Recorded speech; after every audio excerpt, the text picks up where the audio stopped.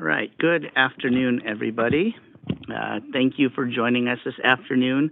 I wanted to welcome you for participating in the public scoping meeting for the amendments to District Rule 2201, our new and modified stationary source review rule, and District Rule 2301, Emission Reduction Credit Banking. My name is Errol Villegas. I am a Permit Services Manager here with the district. And to my left, I have Brian Clements, the Director of our Permit Services team. This meeting is being held via Zoom video teleconference and is being recorded, and we'll do our best to facilitate a smooth meeting. Before we begin, I want to review some general information and instructions for the meeting. First off, please silence your other communication devices, such as your mobile or desk phones. This will ensure that we're not hearing any feedback that can interrupt the meeting. Also, I wanted to mention that I'll open up the meeting at various points throughout the presentation, and then also at the end for public comments and questions. But I did want to mention that if you do have any questions at any point in the presentation, go ahead and please make yourself known and we'll try to get to your questions. For those participating in the workshop via Zoom, please press the raise hand button so that you may be recognized to speak. For members of the public participating via teleconference, please press *9 to raise your hand and to be recognized. Our staff will call your name, will call out to you based on the last 4 digits of your phone number when it's your turn to speak. And then please be sure to press *6 to mute and unmute yourself. We also will have an opportunity if those who want to send comments via email. You can send that to the email address of webcast@valleyair.org. I'll be monitoring those emails and I will read and respond to any comments or questions received through that medium. So we'll go ahead and begin. Can we pull up the presentation, please?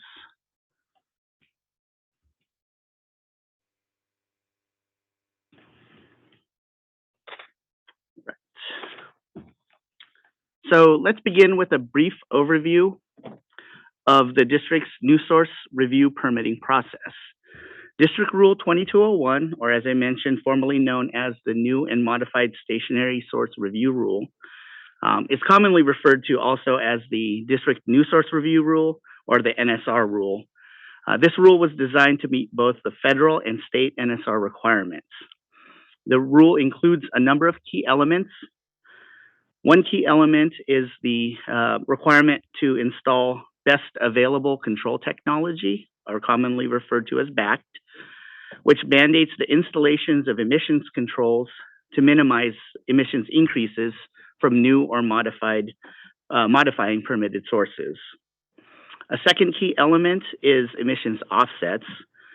This element requires emissions, above specified offset thresholds to be mitigated either with concurrent reductions or past reductions, which have been banked as emission reduction credits or ERCs. The next key element is federal offset equivalency. This is a system to ensure local NSR offset requirements are at least as stringent or more stringent than the federal requirements, and then also includes remedies to be enacted in case of equivalency failure. And then the last key element that we'll be discussing briefly is public notification, which is a 30-day notice period prior to the issuance of an authority to construct, or ATC, to receive public comments on those projects that result in emissions above a specified level. Now we'll go into a little bit more detail regarding the district's offset equivalency program. As allowed by the Federal Clean Air Act, the district's offsetting program has historically differed from a direct implementation of federal offsetting ERC requirements. The major difference was that the federal requirements are a project-level system, meaning that they evaluate federal requirements on a project-by-project basis, whereas the district implements or has implemented a programmatic-level equivalency system. In 2001, EPA approved the district's approach as being at least as stringent as the federal program. And since that time, the district has performed an annual demonstration or what we also refer to as an annual equivalency report, to show that the district's ERC program is at least as stringent as the federal offsetting requirements. This report is submitted to EPA ARB and also presented to our governing board at a public hearing. And then, as I mentioned earlier, Rule 2201, or our NSR rule, contains remedies in the event equivalency is not demonstrated. So in 2019, the California Air Resources Board, or CARB, directed their staff to review the district's ERC program. After a year-long process, CARB finalized the report and held a board hearing in June of 2020. Within that report, their findings suggested that the district improved transparency and rigor of our ERC program, upgrade implementation procedures and policies of our program, and also recommended equivalency demonstration assumptions should be revised as needed. In response to that review, the district committed to a number of actions. Firstly, we committed to enhancing transparency in the equivalency process and taking specific actions to revisit emission reduction categories that were used in the equivalency demonstrations. The district also committed to holding a public workshop each year on the draft annual equivalency demonstration prior to submitting the report to our governing board. Lastly, the district committed to convening a public advisory work group consisting of affected stakeholders to assist in the development of solutions related to the offset equivalency, or our ERC programs. This slide summarizes numerous governing board actions related to that ARB review. One of the first actions was in August of 2020. The ERC Public Advisory Work Group or PAW, was formalized and created. Next, in September of 2020, the district removed certain emission reduction categories from the offset equivalency demonstration and proactively enacted surplus value, or Test 2 remedies for both NOx and VOC. Then in November of 2020, the governing board took action to end the programmatic federal offset equivalency system for VOC specifically. And that was associated when the district made significant adjustments to the offset equivalency demonstration through the removal of certain credits, where we addressed and canceled in non-implemented projects. And then we did a correction to a federal offset ratio that was applied to a number of projects. More recently, just a few months ago in February of 2022, the governing board took action to end the programmatic federal offset equivalency system, for NOx, and then directed staff to begin the Rule 2201 and Rule 2301 amendment process. With this, the annual shortfall in the quantity of NOx offsets required highlighted the possibility that the current surplus value remedy, or Test 2 remedy, contained within District Rule 2201 would not or will not ensure the district would be able to remain equivalent with federal offsetting requirements. So before I move on to the next slides, I'm going to open it up and see if we have any comments or questions from the members of the public that are in attendance this afternoon. Okay, seeing none, again, we'll have an opportunity at the end of the presentation for public comments also. So what's the current status of the district's equivalency program? In accordance with the remedies contained within District Rule 2201, the district is no longer operating an offset equivalency program for both NOx and VOC. And the district must now amend District Rule 2201 requirements associated with implementing federal offsetting for NOx and VOC. Specifically, the district currently requires all new major sources and federal major modifications triggering offsets for NOx or VOC to provide ERCs, or emission reduction credits, that satisfy the federal offset obligations at a project level. In other words, we're implementing the federal offset program for those two pollutants, NOx and VOC. For PM10, PM2.5, SOx, and CO, the district has been able to demonstrate equivalency for those pollutants. And that's because the district's offsetting requirements at this time are more stringent than the federal offsetting requirements. For example, for PM10, the district's offset threshold is set at 29,200 pounds per year, while the federal offset threshold is at 140,000 pounds per year. So again, the district has been able to retain equivalency for those other pollutants. So since this is just the scoping meeting and we don't have actual rule language for comments or current review, we will go over some potential amendments that we're considering to apply to District Rule 2201 or our NSR rule. Currently, the district's pursuing a multi-path approach for offsetting requirements in the rule. For NOx and VOC emissions, the path is to integrate federal offsetting program into Rule 2201, consistent with the requirements that are in place. We'll also require amendments to the calculation methodology, for example, or i.e. how an increase is calculated. And we're looking at making amendments or removal of certain offset exemptions. For PM10, PM2.5, SOx, and CO, the district is looking to maintain a federal equivalency system, but we also need to amend the existing offset equivalency remedies to ensure that the federal offsetting requirements are met in the event that equivalency cannot be demonstrated in future years. Lastly, the district's also taking this opportunity to conduct a comprehensive review of the rule to ensure conformance with all applicable state and federal NSR requirements. As part of this comprehensive review, the district is also considering amendments to the requirements of District Rule 2301, Emission Reduction Credit Banking.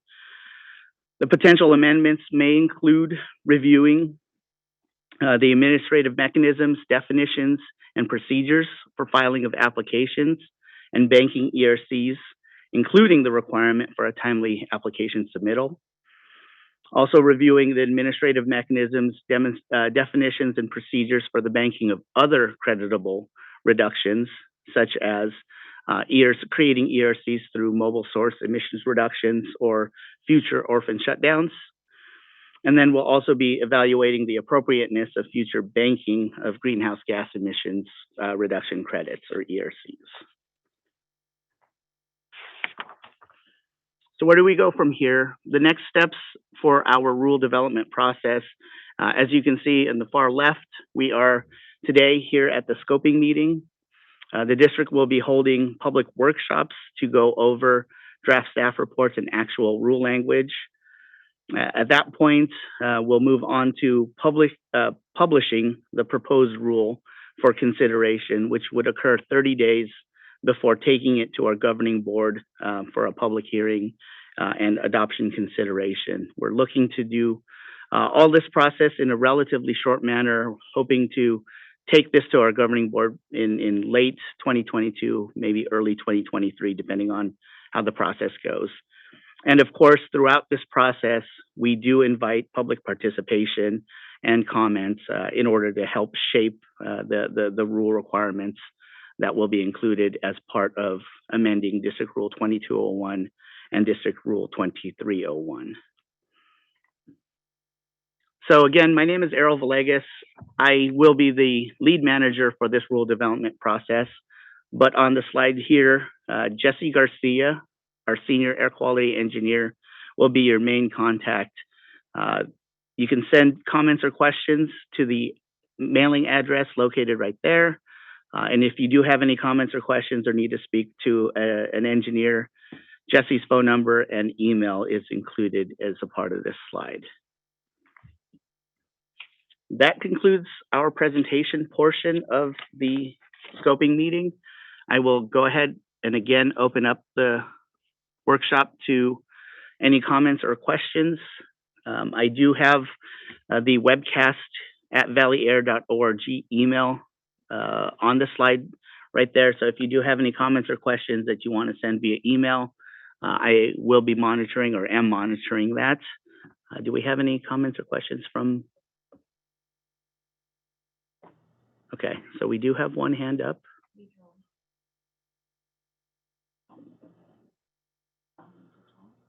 You can, yeah, you unmute it and. Okay, we have Pedro Hernandez. You can go ahead and speak.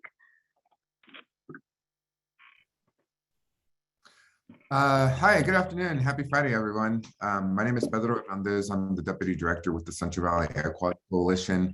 Thanks for hosting this meeting. I'm wondering to what degree will the social costs of public health be incorporated in this rulemaking? Is that something that the Air District is planning to address and consider in this rulemaking? And if not, why not? Thank you for your time.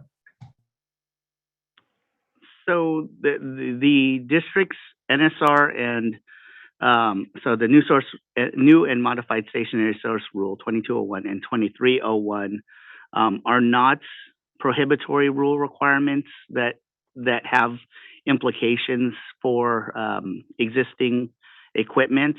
I don't believe there are requirements for a socioeconomic analysis associated with the district's NSR rulemaking or ERC banking rule making process.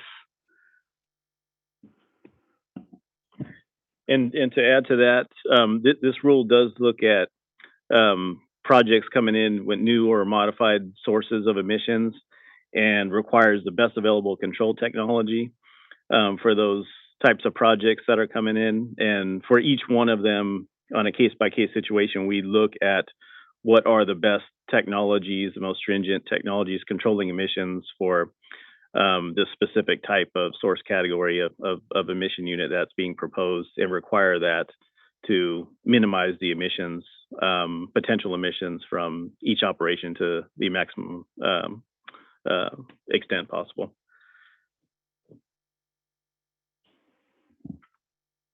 Do we have any other comments from? Okay, not seeing any other comments. I did receive an email. This email was from, sorry, I'll turn on the mic since I'm facing this way, from Wendy Fairchild from York Engineering. Our Rule 2201, Section 4.2.3 and Section 4.6.8 backed and offset exemptions, for modifications solely for compliance with prohibitory rules expected to be affected with this rule development effort. At this point, I don't believe there are any expectations to amend that portion of the sections of the rule. But again, this is just the scoping meeting portion, and we'll be communicating the requirements and all of our potential amendments with both EPA and ARB and look into it. But at this point, it's not expected to be affected as a part of this rule development process. Thank you, Wendy.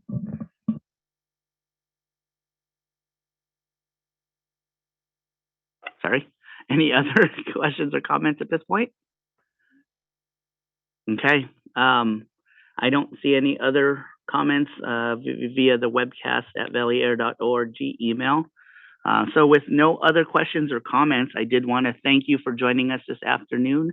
I really do appreciate it, and I look forward to the participation throughout this process. Again, next steps, we'll be holding public workshops in the next coming months in order to evaluate and actually review rule language and a draft staff report. And I do look forward to the participation of all those parties interested. Thank you, and we can adjourn the meeting.